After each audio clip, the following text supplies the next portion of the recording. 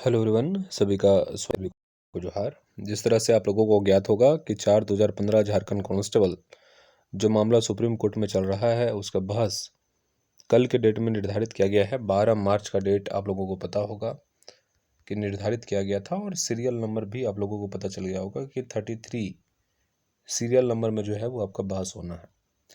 Final affidavit भी submit कर दिया गया है जिसमें जो है वो सारी बातें यहाँ पे लिखी गई हैं, लेकिन इन सभी बातों को जानने की आवश्यकता नहीं है। मैं लगातार एक चीज़ कह रहा हूँ कि सरकार जो है एक ही पॉइंट्स पे बार बार घूम रही है और किसी तरह जो है वो बचाव करने का प्रयास यहाँ पे कर रही है, लेकिन इनमें से भी 2 पॉइंट को जानना अति आवश्यक है जो सरकार ने यहाँ पे शामिल किया है।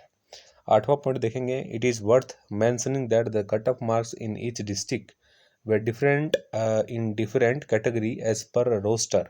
It is pertinent to mention that all the petitioner herein have ranked lower than the last selected candidate in the respected category, so they were not eligible to be included even in the उसके बाद है recast result. इसका मतलब ये है, इन्होंने ये कह रहा है कि जो भी फाइनल और लोअर जो अंतिम रूप से मैं कहूँ कि अंतिम रूप से जो सिलेक्टेड जो कैंडिडेट है, ठीक है, उनका जो नंबर है सीधा तौर पर बोलूँ कि जो कट ऑफ होता है उससे जो कम नंबर लाए हैं उनका सिलेक्शन यहाँ पे नहीं हो पाया है। ये बातें कही गई हैं, जो कोई नई बात नहीं है। कट ऑफ ऐसे ही डिसाइड होता है, तो इस पॉइंट का कोई वैल्यू नहीं रह जाता है और ये चीज़ें सिर्फ इसलिए लिखी जाती हैं कि इसको जो है घुमा फिरा कर जवाब दिया जाए।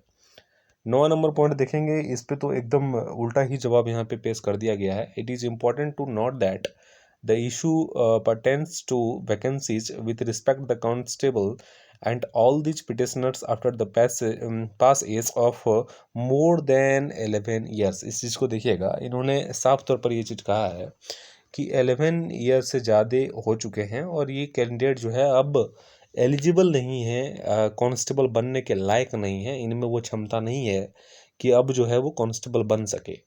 तो देखिए इसमें किस तरह के दोहरे चरित्र का यहाँ पे बात हो रहा है।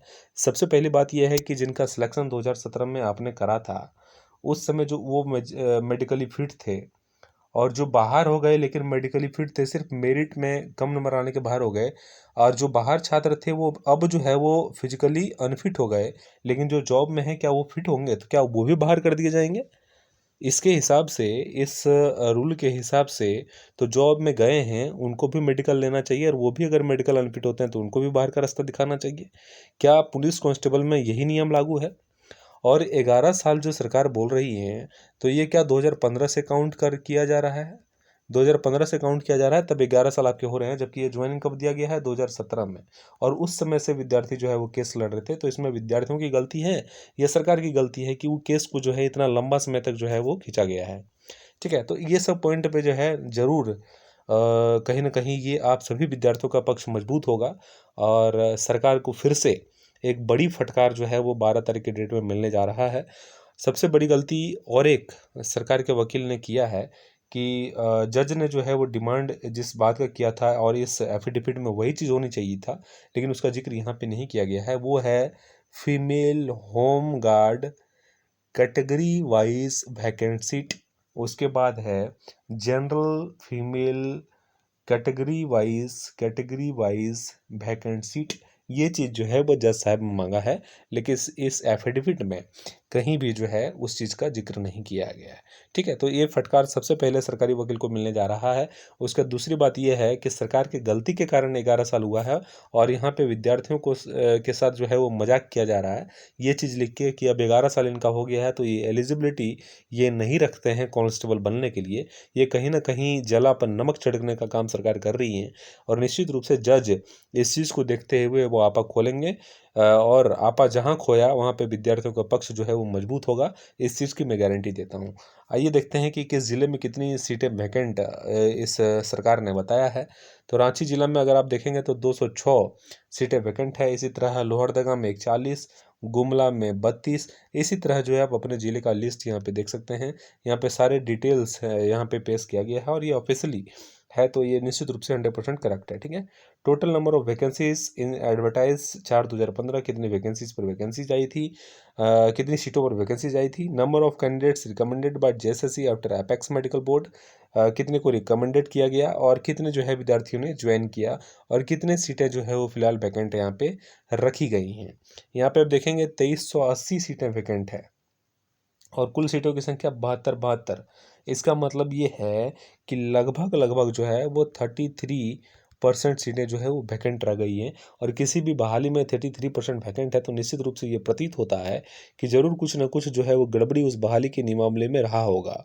और जितनी बड़ी गड़बड़ी यहाँ पे देखने को मिल रहा है और ये सरकार की नाकामी और जेएसएससी की नाकामी को यहाँ पे दर्शाता है, और जिस तरह से उलट पुलट यहाँ पे जवाब दे रहा है, तो निश्चित रूप से विद्यार्थियों का पक्ष यहाँ पे मजबूत होता हुआ दिख रहा है। अब विद्यार्थियों का ये प्रश्न आ रहा है कि 12 तारीख के डेट में क्या फाइनल बहस हो पाएगा। देखिए, संभावना तो ये बिल्कुल होती है। अगर यहाँ एफिडेविट सही ढंग से डाला होता, जो जवाब था वो सही ढंग से डाला होता, तो निश्चित रूप से यहाँ पे 12 तारीख को बहस होने की पूरी पूरी संभावना थी। लेकिन अब जो पॉसिबिलिटीज़ ये है कि 12 तारीख के बाद भी 1 से 2 डेट और मिलने की संभावना है। वैसे 12 तारीख को देखने के बाद ही पता चल पाएगा कि अगला जो है वो स्टेज किधर है और कितने दिन में जो है वो टाइम मिल सकते हैं, या उसके बाद भी कुछ हो पाता है या नहीं हो पाता है। ठीक है।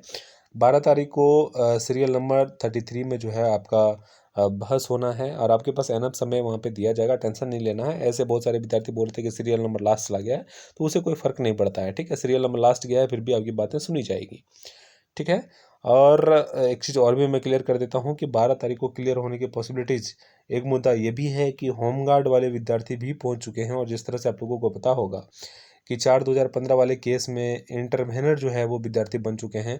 जो होमगार्ड वाले विद्यार्थी जो ऑलरेडी जॉब कर रहे हैं होमगार्ड में, वो अपने बात रखने के लिए इंटरवेनर बन चुके हैं। तो ज़रूर से जज साहब उनको भी मौका देंगे एक बार अपनी बातों को रखने के लिए, और उन बातों की कटाक्ष करने के लिए सरकारी वकील को भी मौका दिया जाएगा। इसलिए समय थोड़ा यहाँ पे लगने की उम्मीद है। उसके बाद ये जजेस का मामला है कि क्या इस केसेस में वो देख रहे हैं। अगर उनको कुछ और भी इस केस में मजबूती नहीं दिखता है तो निश्चित रूप से 12 तारीख का डेट में आप सभी को अवसर मिल सकता है एक नौकरी में जाने का।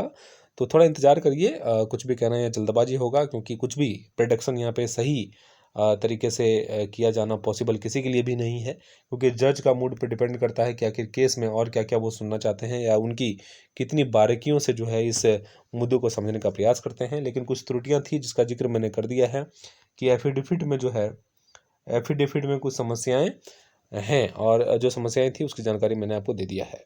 ठीक है। अन्य कोई जानकारी अगर आपको चाहिए तो निश्चित रूप से कमेंट करिएगा, आपके सभी प्रश्नों का जवाब दिया जाएगा। बहुत बहुत धन्यवाद आप सभी का।